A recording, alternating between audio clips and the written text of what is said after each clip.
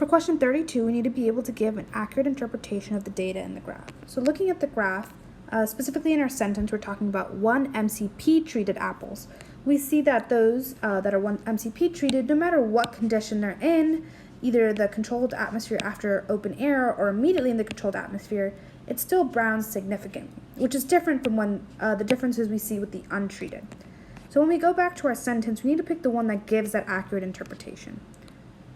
So A says their flesh turns brown when the apples are first stored in the open air, though not under other conditions. Well, no, we see that even in the immediate controlled condition, it still gets brown. B, roughly half of their flesh turns brown regardless of whether the apples are first stored in the open air. That is something we definitely see. Their flesh browns when they are put directly into a controlled atmosphere, but not where they are first stored in the open air. No, we've already talked about how it browns in both. And then their flesh turns brown when they are first stored in the open air, though not as quickly as the apple flesh in an untreated group does. Well, we don't know about how quickly, we just know the amount that it's brown. So B would be our correct answer.